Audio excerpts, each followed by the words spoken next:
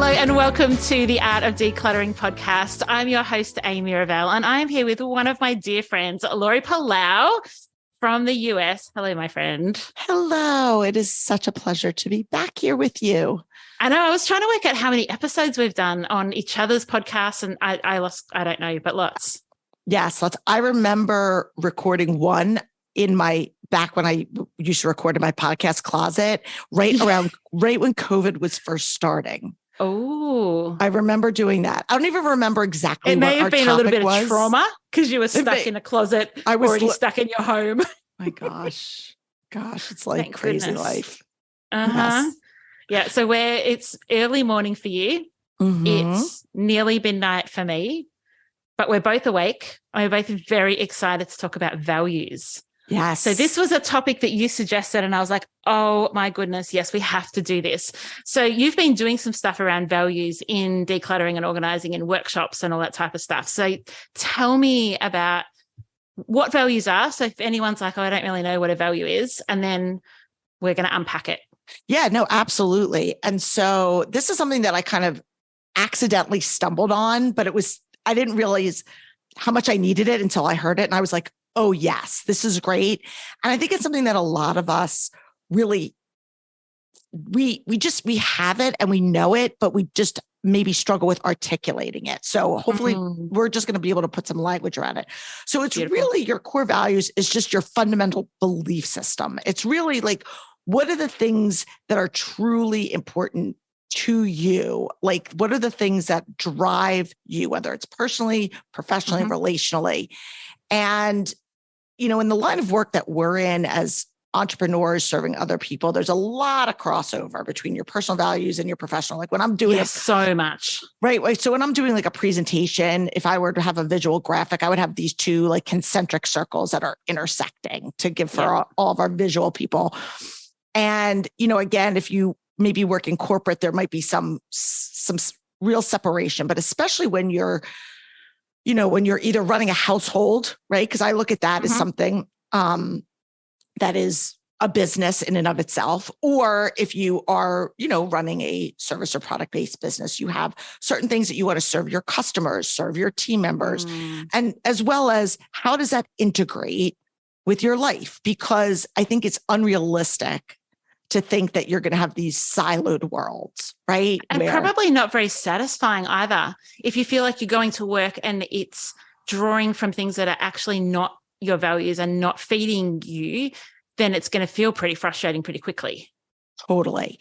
And I'm going to give a shout out to my friend from the US here, Sarah Dalton. And if you want to even link to her, great. She has a great core values, like free downloadable, like a freebie. Her website is your Simply Big Life. I'll send it to you. It'll be in the show notes. Put it. Yeah. But basically what she does is give a lot of like prompts. And we did this exercise at our company retreat a couple years ago. And it was with a bunch of other professional organizers. And what it did is it really allowed us to hone in on, from a business perspective, why are we doing what we're doing? Why are we doing this? Who are the types of clients we want to be serving? And,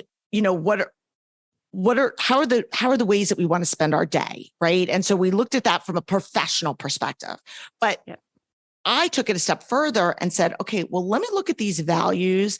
How do they cross over into my life? How do they cross over into whether it's my family relationships, my friend relationships? What are the choices that I'm making? And at the foundation of it all should be those things. And so Sarah recommends choosing like 5 core values. And you look at this list and when you see it, it's got words. I want all of them. Right. Well, that's the thing, because you see like words like truth and honesty and family and integrity and, all of these different things. Right. And you're like, yes. And so she goes through this like series of like, in the first 3 minutes, like write down these things. What are these things that represent? She gives you all these really great prompts. Yeah. And I was like, I don't need to recreate the wheel. Hers is awesome. I will happily give her props. And then you kind of refine it again. So not unlike the organizing process, right? You make your decisions and you weed out what is important to you, what you want to keep, and what what maybe you don't, isn't as important to you. And you whittle it down to you have this like core set of values.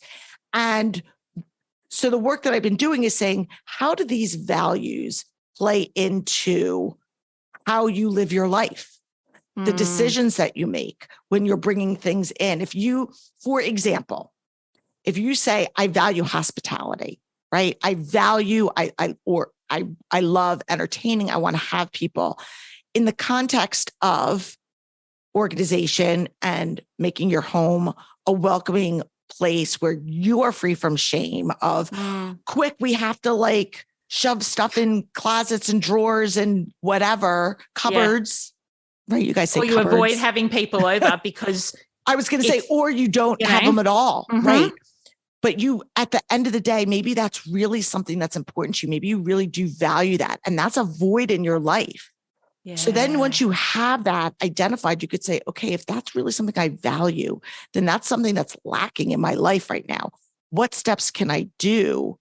It helps you identify your why in a really oversimplified way to look at it. It helps you say, why am I making these choices? And on the flip side, it helps remove the decision fatigue, because if you are at a crossroads with something, and again, this could be something tangible when it comes to organizing, or it can be a decision to commit to say, am I going to sit on this committee? Am I going to take on this extra whatever? Because again, a lot of people struggle with what I've talked about on the show before, which is calendar clutter, which is that overscheduling, that saying yes to things without weeding out and, taking things off your plate, but just adding more onto your plate.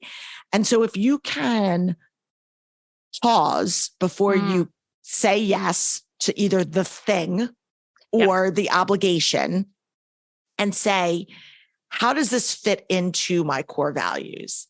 It removes you from having to make the decision, because the decision is it's right here. Well, you've got a filtration system, don't you? Like, it's almost like you need to get 3 or, if it's 5 green lights, or I need to get at least 1 green light in order for this thing to enter my world. Right.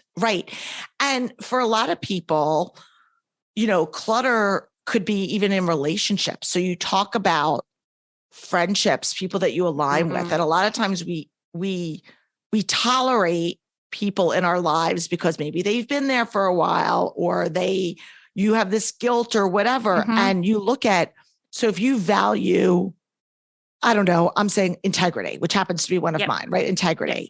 And you have somebody that is in your world that is constantly talking behind other people's backs and being really gossipy and all of these things.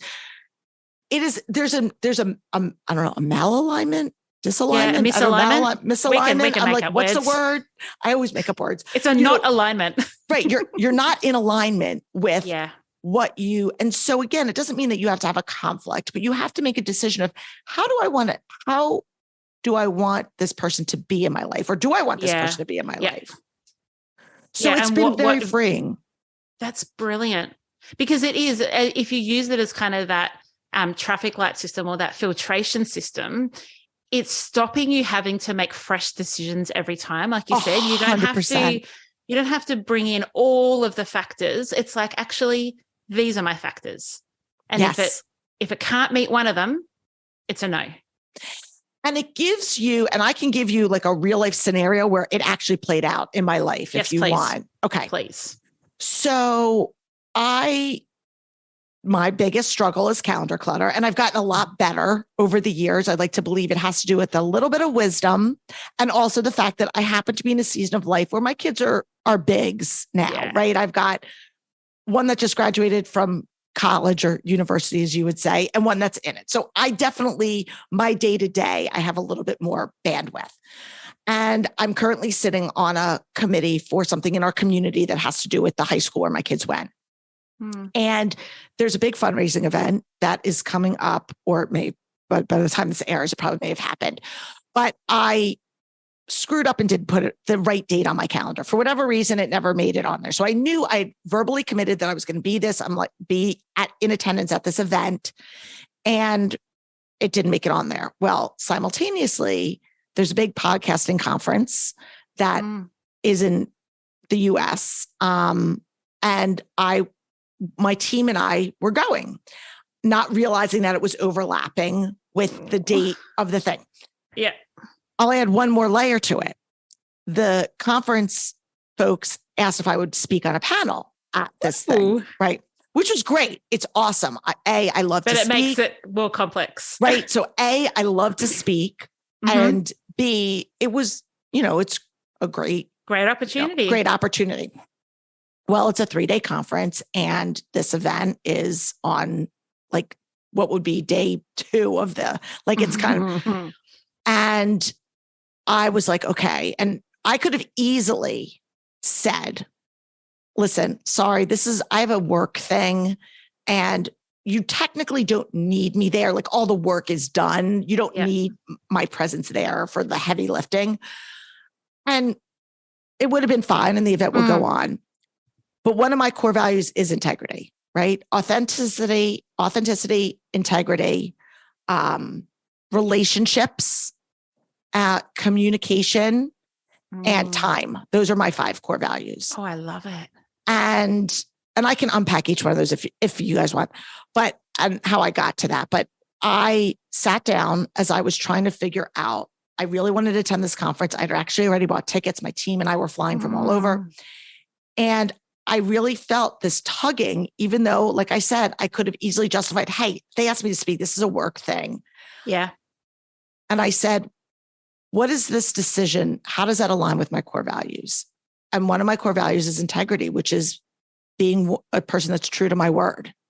Yeah. And I committed that I was going to do this. So I said, well, let me see how I can do a both and. And in this case, I was able to reschedule it and take a red eye. So I'm going to go for the first for the conference. And I'm not saying this to be like, oh, you're so great. No, but it's integrous to your values. And once I made that decision, even though I paid for 3 days of the conference, even though it's going to be, I'll be probably physically exhausted because I'm going to be going, then hopping on a plane and then coming back.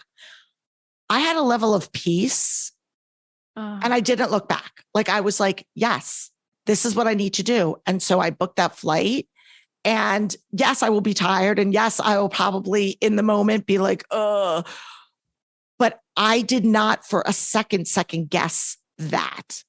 And I say that for people out there, whether they're struggling with physical clutter or emotional clutter or calendar clutter. If you can get to that point where, if you're really at a crossroads saying, if these are my values, where does this plug in? And then trusting, right? Resting in that value that you've identified for yourself, right? So it should strike an emotional chord with you and say, yes, this is the decision based on that. And so, hopefully people will have as much peace with their decisions as I have. Well, and then you're not judging other people by your values and not expecting other people to judge you by theirs, because you have confidence and intentionality because you've made a decision in alignment with your values. Right. Absolutely. So are your business values the same as your personal values? Yes. Those 5? Yeah. So to simplify, you and I were talking like offline before we hit record about how, we're simplifying. So when I first was kind of playing around with this, so to speak, I had 2 sets of values and they kind of overlapped. But at the end of the day, I said, no, we have one, and they feed into it. Right. So relationships is one of my values, and that's broad enough to say that encompasses relationships with friends. It encompasses relationships with family. It encompasses relationship with the Lord. You know what I mean? So I didn't clients, staff, clients 100%. Yeah. And so I was getting granular, but it's just like an organizing system. You want to make it, I tie everything back to that. It's the best. You want to make it specific enough so that you're not just dumping everything into one big heap, but you want to keep it broad enough so that you're not so micro that you're like, wait, does it fit into this bin or does it fit into this bin? Overthinking it. Overthinking it. And so that's why I was like, okay, how do what language do I use? What choices do I make that are going to be a both and as opposed to an either or? Yep. I love that. I love it. So I thought it would be helpful. I've written down, or just know them actually, but I've got the Art of Decluttering values. Love it. And so I'm going to share what those are. And then recently I was working on my own values and I came up with the same 3, forgetting. And obviously there's some kind of subconscious, but it was so good. So one of my values is integrity. And same as yours. I love that. I think we connect on that. I think it's an 8 thing. It is an Enneagram 8 thing. And so then I've articulated, what does that mean? It means acting with honesty and reliability without compromising the truth. One of them's innovation. So pursuing creative ideas that have the potential to change the world. That is through my business, but that's through my family, through me personally, through my relationships. Like innovation just fires me up. And one of them, similar to yours, community. So developing a movement of people who discover and live in true freedom.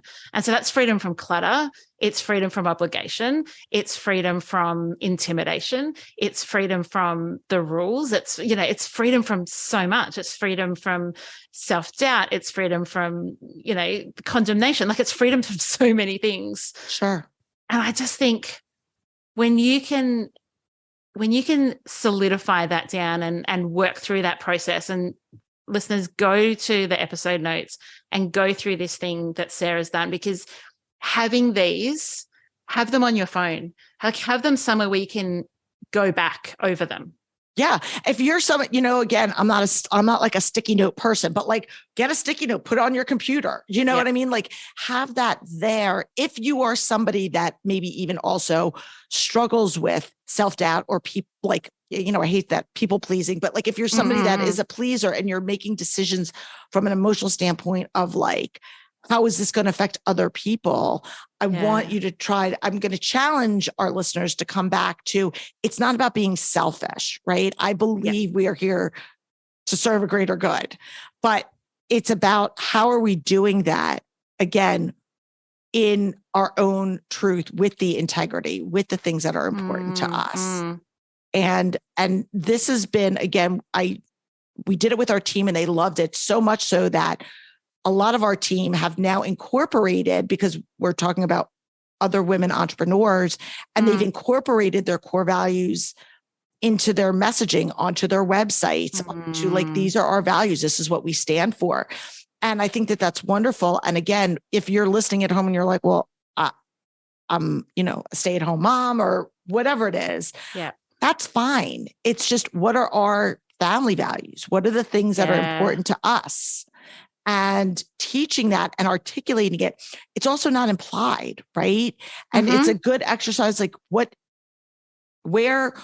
important to you might not be the top priorities for your like, where's that intersection? Because I think a lot of disconnect, and then you can tie it back to the clutter and organization and all of those pieces, of this is how it makes me feel when fill in the blank.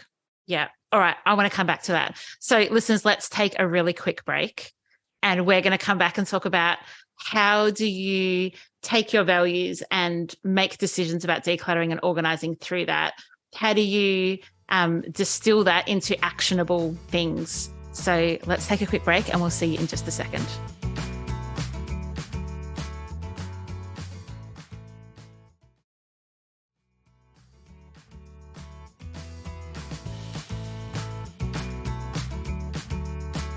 Yeah. So I love that question. And I think you actually kind of sent me an underhanded pitch on that one, because I think one of the first things is to be able to define what your core values are. Like we might hear something and have it resonate with us, but then to take it a step further and again, articulate, what does that mean in a sentence? What does that mean from an action perspective?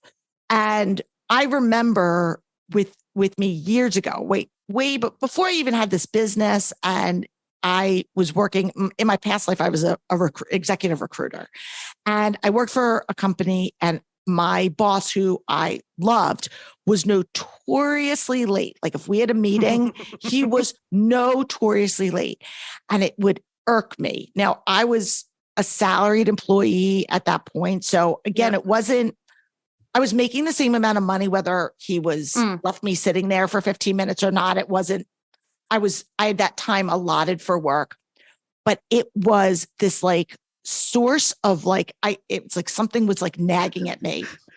And fast forward, when time is one of my biggest core values, and it's my own time, it's other people's time, and being really respectful of that. And I look back now on like, why was this such a pain point for me? Why did I get so like offended that you didn't value my time, and you just took it for like, well, kind of like, well, you're here on my clock anyway. And I was like, but I have other things to do. And the fact is, like, I'm carving out this time for you. And we all know time is precious and it's finite. Yeah. And so I didn't have the language to necessarily articulate it. It just would make me angry and frustrated. You were reacting. Yes. Yeah. I was reacting. And again, it was a boss. So it was a different power dynamic. But think about that in your relationships, right? Relationships with friends, relationship with your spouse, relationship with kids, whatever it is.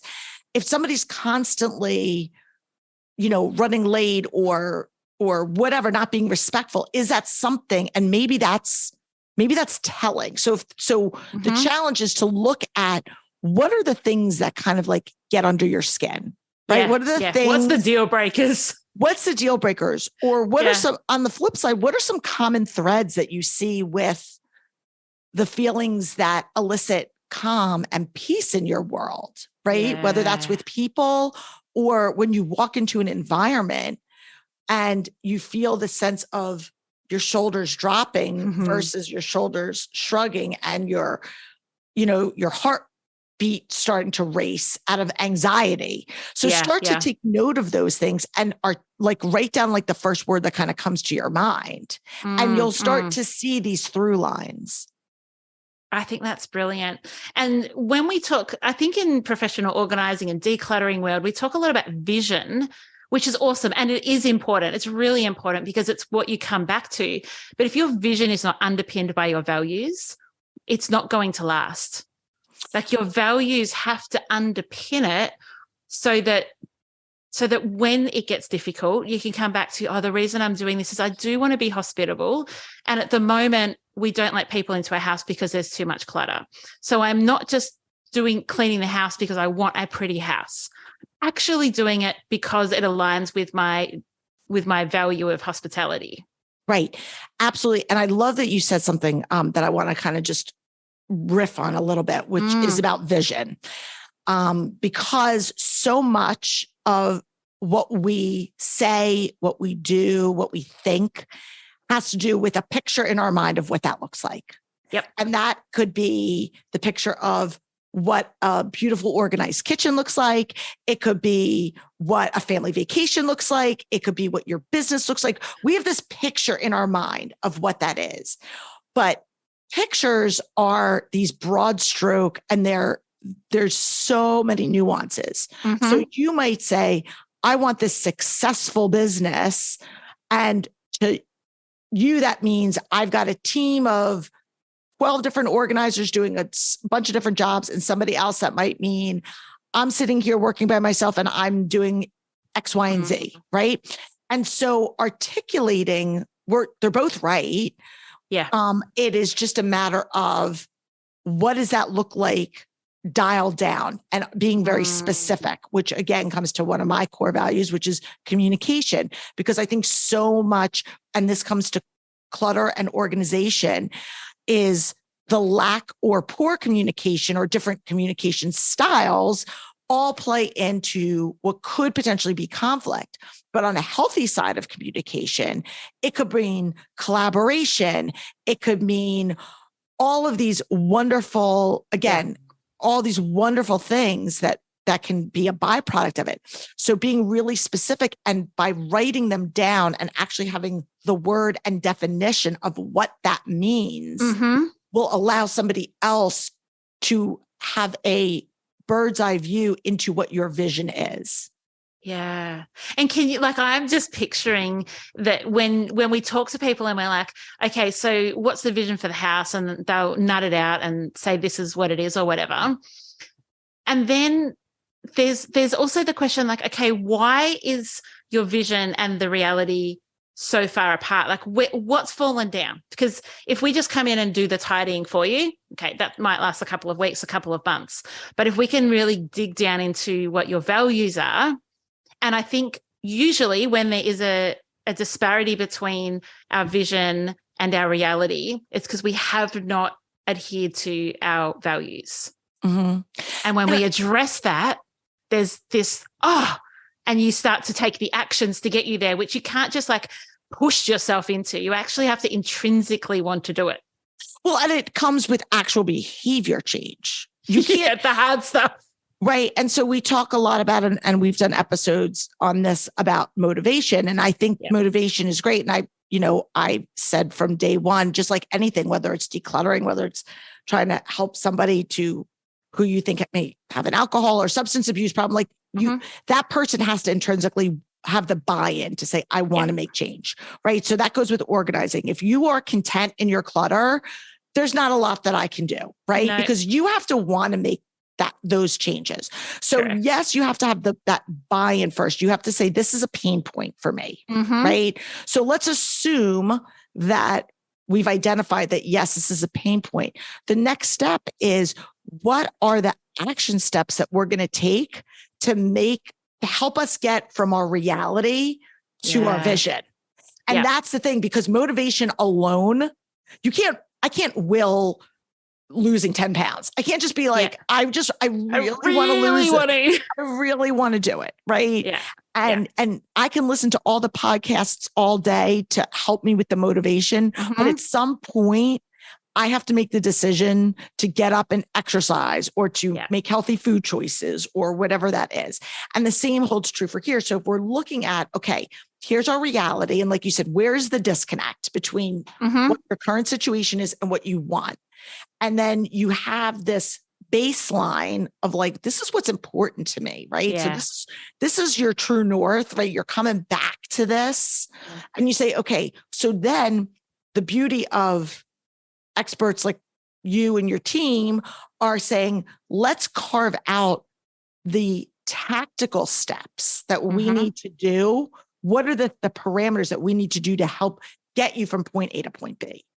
Because that's where the disconnect is for most people, is they just don't know.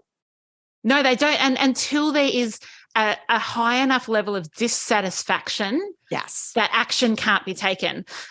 Funnily enough, I've just recorded, before we started talking, I recorded an episode called Anti-Goals with a different professional organizer, and it's going to just flow in beautifully. I think I'm going to do ours first, and then I'm going to do the episode with Rebecca, because it is so, like, once you've got those values, you have this dissatisfaction, which is like, I don't want to live like this anymore. So what has to change? Right. Right. And that's where the hard work comes in, because you're pushing yourself in an uncomfortable thing. And that might mean rearranging your priorities in terms of your time. Right. Yep. So again, like if I make the analogy of working out, well, you're going to have to all of a sudden carve in 30 minutes a day to do this. Right. And in this case, it might be, okay, I'm going to spend 30 minutes decluttering, or whatever that looks like, or unsubscribing to emails that I don't, whatever the thing is that you're trying to. There has to be action. There has to be action and consistency. And that is so important too. And again, that's where we don't want to overcomplicate this, right? It's not rocket science. It's really, when you think about it, it's very basic and simple, but it's hard to execute, right? At its core. I spoke to a lovely lady yesterday who's in her mid-80s, and she called me and said, I found you online. I love that she was all tech savvy, and I found you online and I need help decluttering. She said, I've tried it myself and I can't do it. My family live far away and I need help.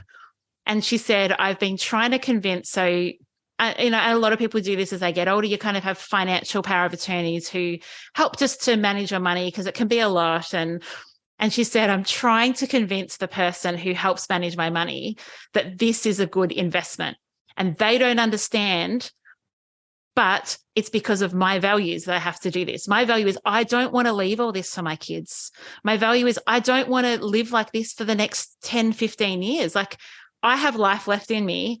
And I want to do something with that. And I just, like, it just brings her to mind with the reason that the investment's worth it is not because our team are amazing at their jobs, although they are. It's not because living in a decluttered home is easier and saves you time, although it is. It's actually because she's identified her values. And it's like, I want to live life to the full and I don't want to live like this. I'm dissatisfied and it's worth the investment.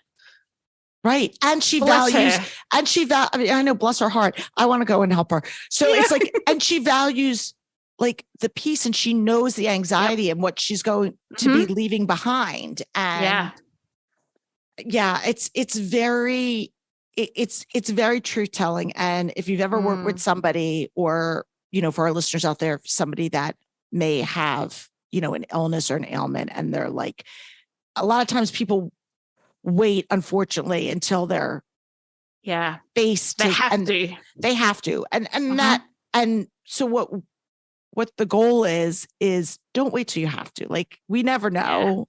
We never know what tomorrow's going to bring. And so live today the way that you want, and with being able to have your shoulders back, as we would say, with integrity, and feel good about that, And I think another thing that I think is really important, if I can just say, is in this world where so many people are riddled with comparison, and you see what we call here, like the smoke and mirrors of social media, and, and again, I'm not bashing on social media. I think there's a lot of great things that come from it. But again, you see where a lot of times highlight reel of everything. And as business owners, you can also, if you have other entrepreneurs that are listening to this show, you can also look at like what so-and-so is doing, and online, or even in your own neck of the woods, and say, oh my God, I'm not measuring up.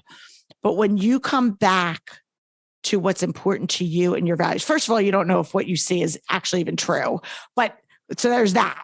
But let's even assume it is, right? Like, let's even assume it is. And that person's got gazillion, 10 million followers, or this million views on YouTube, or whatever it is. Look at what's important to you. And in this season of your life, like for years, as I was growing my business, my kids were small.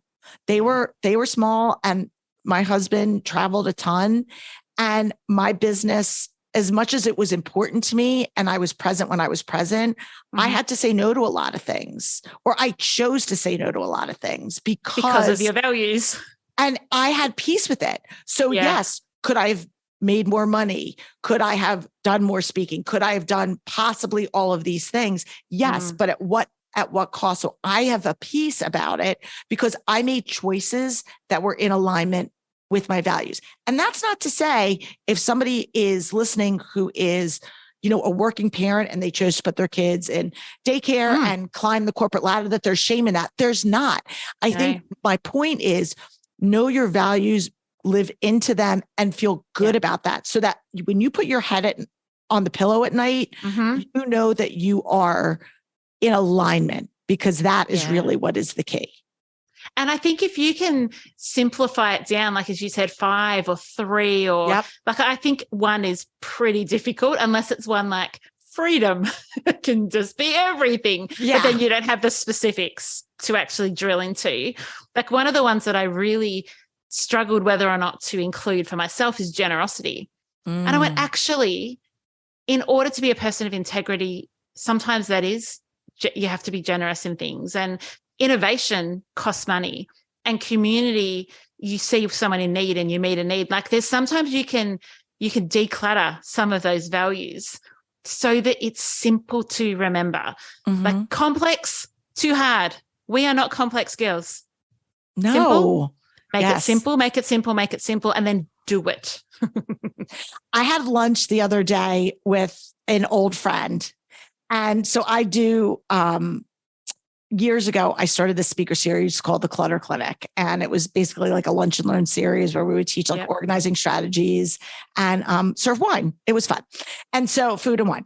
And so I met this woman years ago at one of my clutter clinics, and we've stayed in touch, and she is thinking about starting a business and wanted to kind of like pick my brain about it. So we went out for breakfast, and she's a pen and paper gal. And I said to her, it will probably behoove you. I'm not saying you have to abandon your pen and paper, but I talk about the ease of retrieval in anything, right? And when you think about the ease of retrieval, it comes back to one of my core values, which is time. I don't want to waste time looking for things. Yeah. Whether it is a file, or it is a spice in my spice cabinet or clothes or whatever.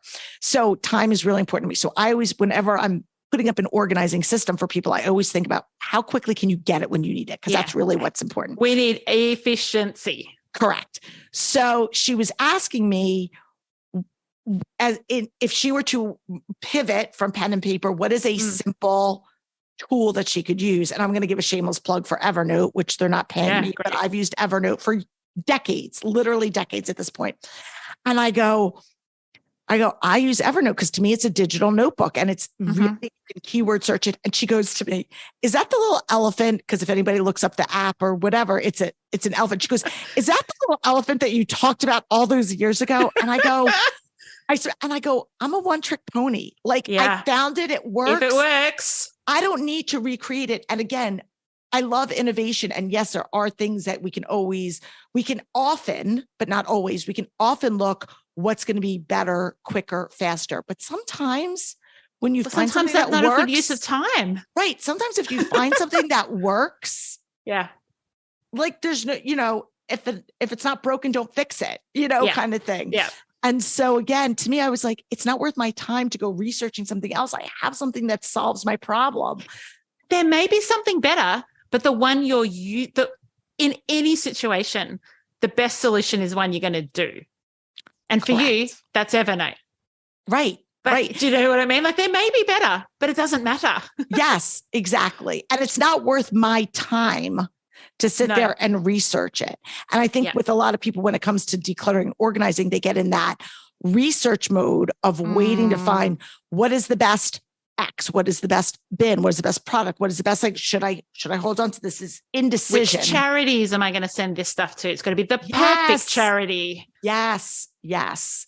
And so again, if you can just know that, hey, when I donate toys and books or whatever, even if it's a couple things, I donate this to here, I donate these to here, it removes that layer and it simplifies the process. And you don't have to make a decision every time.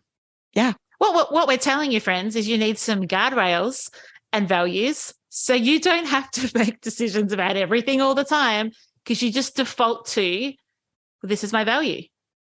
Easy. That's the answer. And the thing of it is, the beauty of this whole exercise is that we have them already. We just may not have articulated them. So you may wrestle a little bit at the beginning because you're looking at, 100 different words going, these 20 really resonate with me. How do I whittle that down? And I say, do this exercise with a friend if you want, right? Like talk it out. This doesn't have to be something that is super siloed. Yes, it's personal and your personal values, but talking through, like you said, what are the words that are going to be that are going to encompass what I'm really trying to accomplish. Yeah. Yeah. And a friend might be able to say, look, I do see that, but I think for you, it's more about this. And you're like, okay, that's true. It is more about that thing than what I thought it was. Yeah, absolutely. How good is this? I adore you. Well, the feeling is mutual. And again, my goal is always to get people to live their best life. And like you said earlier, organization for me brings freedom and peace and calm. And it allows you the margin and the space to have time for the things and the people that are really most important to you. Yeah. Because what's not the most important is the old sports equipment and the notebooks from high school. And that's not what you're going to wish that you spent more time doing. But when you have your values, that frees you up. Absolutely. Thank you so much, Laurie. Always my pleasure. So good. If you want to check out Laurie's podcast, all the links will be in the show notes, but give it a bit of a plug for us. Absolutely. It's called This Organized Life. And if you scroll through, I don't know off the top of my head, but Amy's been a guest on, and we're going to have her back on because it's been a minute. So it's been a minute. Yes. And so it's organized with a Z or a Z for our UK and Australian and New Zealand listeners. Yes. And a Z or a Z, I never know which is which, for our US listeners. Yes, absolutely. So yes, so click definitely check it out. We've got tons of stuff, and there's a lot of alignment in our messaging. So if you like Amy and her style, you will probably like our stuff too. Yeah. Good energy, and it's practical. And what I really like about your show is that you expand to what does it look like to live that intentional life of freedom. So what does it look like in relationship? What does it look like digitally? What does it look like with your time and your calendar, and actually dig into some of that? And you do love the Enneagram. And you do have a bit of Enneagram in there, which is awesome. Yes. I like to pretend like I'm a psychologist and really dive into the psychology of clutter and all the things. It's the best. Well, listeners, I hope that you've taken some great tips and tricks from today. Have a look and work out those values. And I'd love it if you feel comfortable to come over to our Facebook community and actually share what they are. Kind of nut them out and just share and encourage others as they're sharing theirs, and, explain how that's going to play into some of the decisions you make in your life. It may even help you make good decisions around careers and life partners, because it underpins it all. Yeah. And tag me if you want. I'm This Organized Life podcast on all the socials. So if you're doing this, tag us. We would love to see what you've come up with. I think it's amazing. Oh, so good. Listeners, have an amazing week. I'll be back with you next week. And I'm sure that you'll hear Laurie pretty soon, either on this show or you're going to go over and listen to hers. Have a lovely week. Bye. I would like to acknowledge the Wurundjeri people, who are the traditional custodians of the land this podcast is recorded on. I would also like to pay respects to their elders, both past and present, of the Kulin Nation, and extend that respect to other Indigenous Australians. Thank you so much for joining me today. If you enjoyed today's episode, I would love you to rate and review the show on your podcast app. That will help others to find the Art of Decluttering podcast as well.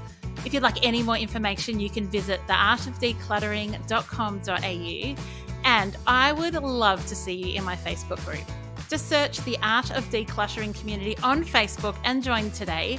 I hope that you have an incredible rest of your day and enjoy the freedom.